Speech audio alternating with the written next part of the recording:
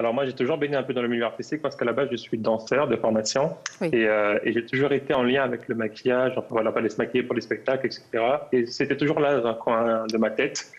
Et en 2017, j'ai décidé de sauter le pas, de maquiller mes amis, me maquiller moi pour me faire la main, etc. Et Oui. je me suis lancé dans la formation de maquilleur. Donc je me suis formé à Paris et après je suis parti dans une école à Manchester pour me perfectionner. Et voilà, donc aujourd'hui je maquille et pour moi l'aboutissement d'un maquilleur en soi, c'est créer sa marque en fait. Oui. Et moi je voulais pas trop attendre. Du coup je me suis lancé. Donc votre travail à Non. plein temps à présent, c'est de pouvoir lancer cette marque, la booster. On voit déjà quelques-unes de vos œuvres éphémères malgré tout sur le visage des gens, mais qui sont immortalisées par ces photos. Vous évoluez donc à Paris et votre marque, pour lancer une marque de cosmétiques, je serais curieuse de savoir un peu comment est-ce qu'on commence, comment est-ce qu'on se lance exactement. Bah alors il faut toujours avoir une idée une image de marque. Il faut qu'elle soit bien définie parce qu'il y a énormément de marques de maquillage sur le marché. Donc voilà, il faut chercher une image de marque, un concept qui va faire la différence. Oui. Une fois qu'on a le concept, après, Une égérie aussi peut-être? Comment? Une égérie peut-être? Vous en avez une? Non, j'en ai plusieurs. J'ai plusieurs égéries parce que voilà, c'est vraiment on travaille sur l'ouverture d'esprit et le maquillage pour tous. Donc on a plusieurs modèles phares. Voilà, c'est des danseurs, des gens qui viennent du milieu artistique, des chanteurs, des choses comme ça. On essaie vraiment d'avoir un maximum de représentativité. Je ne sais pas si ça se dit. Représentativité, voilà, c'est bien ça. C'est ça. Oui. On veut vraiment une marque inclusive pour tout le monde. Donc voilà, on n'a pas une égérie phare, mais on a plusieurs égéries qui portent la marque. Donc un concept fort, votre concept fort, ça tient à quoi exactement? Alors moi, j'ai beaucoup eu de mal à assumer cette passion pour le maquillage. Oui.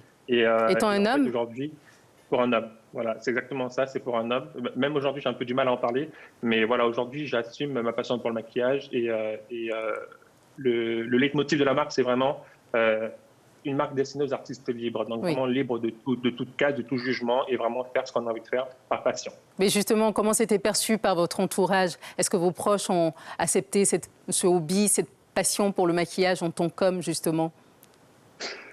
C'était un peu difficile. Mais aujourd'hui, ils l'acceptent bien et tout se passe bien. Ok, on regarde un extrait de votre travail dans cette émission. On revient en parler juste après. Allez.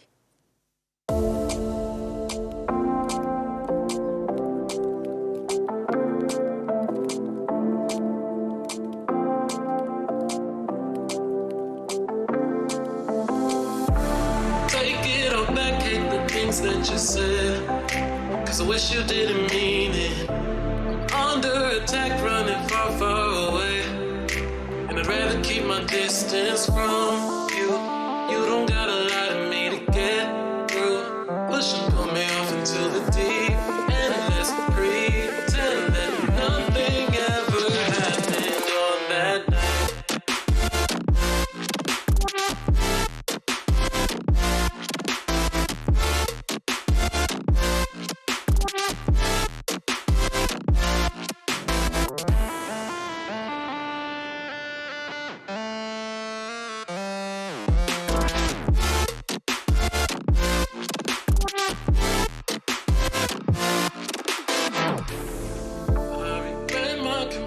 I shouldn't have spoke, 'cause you didn't feel the same way about me, and it's eating me alive all of the time. So I'd rather keep my distance from you. Gotta lie to me to get through. Push and pull me off into the deep, and let's pretend that nothing ever happened on that night.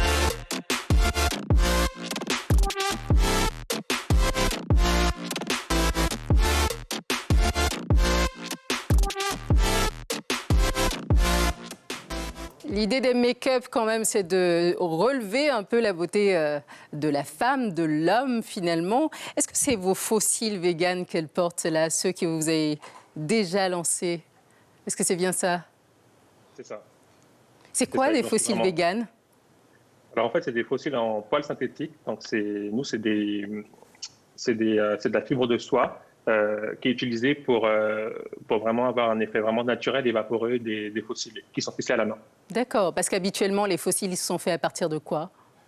Alors, la plupart des fossiles de haute qualité sont faits en poil, comment il s'appelle? C'est un animal, c'est une sorte de furet. Et voilà, c'est du poil animal, c'est naturel, pardon. Donc le défi aujourd'hui, c'est de faire des pieds et des mains, en tout cas dans votre domaine, pour que cette marque puisse percer. Vous lancez une palette où il y aura un clin d'œil d'ailleurs pour la Guyane. Parlez-nous un peu de ça.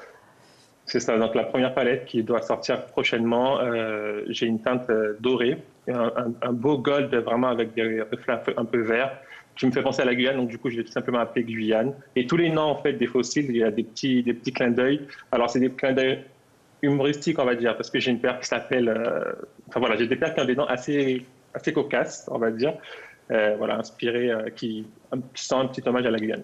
Ok. Avant de nous quitter, peut-être nous dire une petite astuce maquillage. Je veux sortir rapidement, mais j'ai pas le temps de me maquiller. Qu'est-ce que je peux faire juste pour faire un petit make-up? Alors, moi, ce que je conseillerais, c'est surtout travailler l'anti-cerne, mettre un peu d'anti-cerne pour avoir une meilleure mine. Du blush, très important. D'accord. Des blushs un peu plus orangés pour les peaux noires. Et mettre du mascara. C'est vraiment la touche parfaite pour commencer une journée si on n'a pas trop le temps de se maquiller. Un peu d'eyeliner aussi, indispensable ou pas? C'est pas indispensable pour moi parce que c'est pas quelque chose que tout le monde maîtrise. Oui. Donc pour éviter de faire un liner à 6h du matin raté, c'est mieux de ne pas en faire, de mettre du mascara et c'est mieux.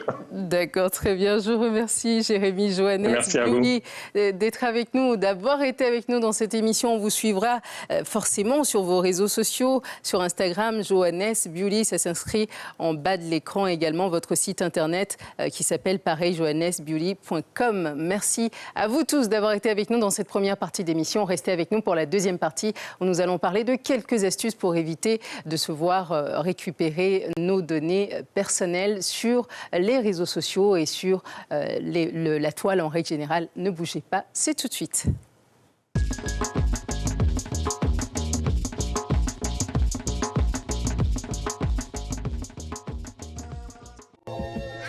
Restez avec nous pour la seconde partie de votre émission, Macandy.